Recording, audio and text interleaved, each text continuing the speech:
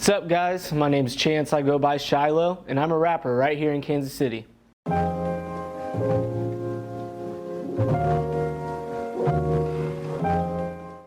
I got into music. I'd always been a big fan of listening to all different genres, whether that be rap, metal, rock and roll, some country sometimes, I guess.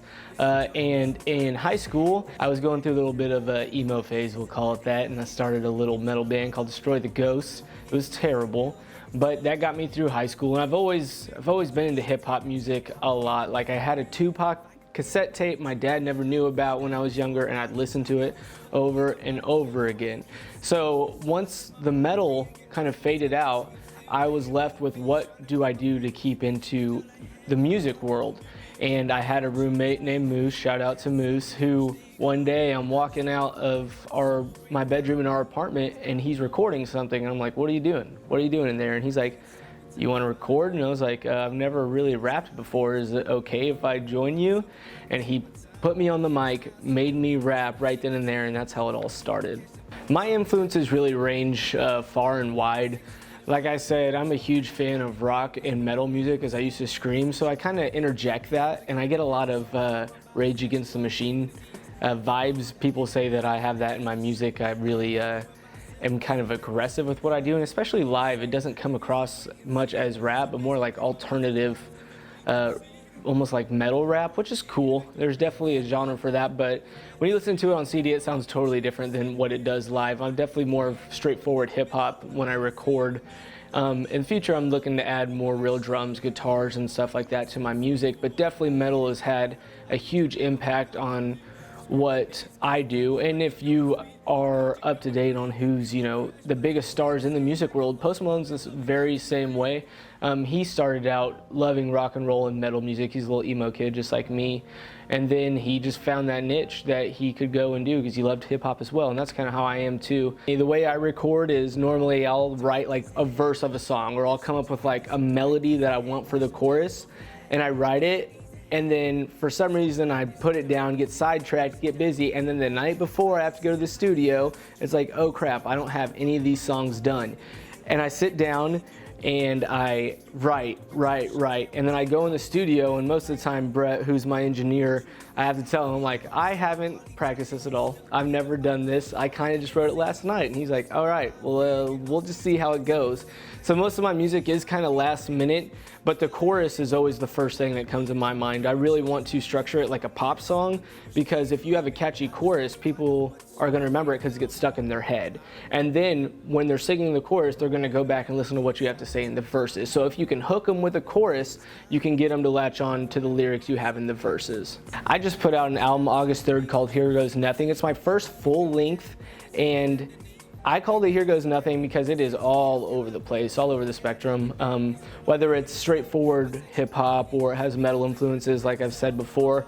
That's kind of what I felt when I was making it. Was like, here goes nothing. Who knows if I'm gonna like this, or the person listening is gonna like this song or this album. And the reason the artwork is me looking out a doorway into an upside down world, because I felt like that visually implies here goes nothing. Like, my world opening the door, what I think's good, is upside down to what's popular on the radio. So that's why visually I'm opening the door into an upside down world and taking a leap. I'm gonna keep that idea going through albums, and most likely the artwork will always be tied together so that it tells a story. I started writing this album probably about 8 months ago. I think one of the songs, Coffin Step, was actually one of the first songs that I ever wrote when I decided that I was really gonna get into making music full time again. And my friend Moose, who made me rap, who got me started, I put him on there because you can't do a song without paying homage to who got you started in it. It took him some coaxing because he said he was out of the music business, but he did it for me anyways, and it really stuck around. I think that's the song that I wrote, and I was like, you know what, maybe I can do this, I can get better.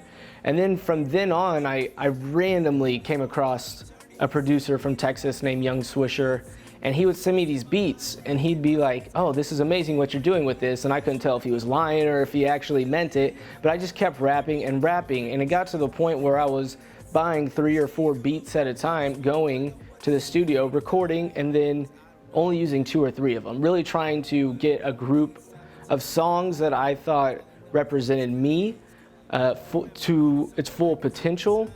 So there's probably 7 or 8 songs that didn't even make it onto the album that I recorded, and I used pieces of those songs to make the final songs. That's what happens when you get to go to the studio and work with some of the good people that I've gotten to work with, is that they bounce ideas off of you and they tell you, hey, maybe this might sound better here, or I think this sounds better with this verse on this song. And there's some underlying themes that I've put throughout the CD because I've mixed and matched verses from different songs. On this album, it's hard to pick a favorite because I really got some cool features on there that kind of are genre bending.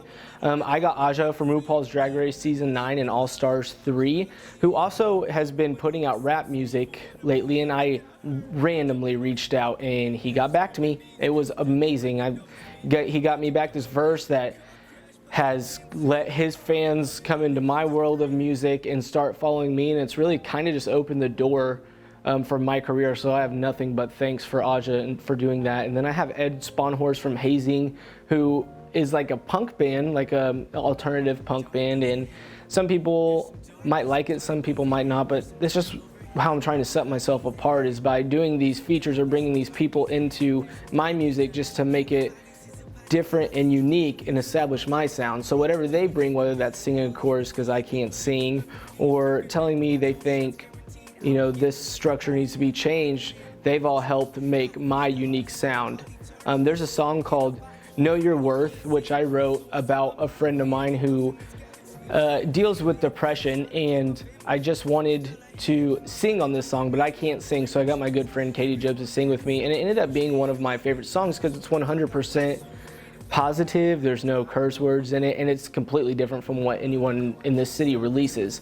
So I hope that people really dig that one, and maybe it can help someone remind them that, you know, just to know their worth, that, you know, we do need you here on earth, and there's no reason to call it quits because tomorrow it'll always get better. You know, I really want to just do this forever and ever. Getting famous really isn't my goal. I do it because it keeps me sane. I've always done music, whether it's helping someone else with their music or, you know, writing just little things on GarageBand or something like that. So I really want to just keep doing this, and who knows what it will morph into.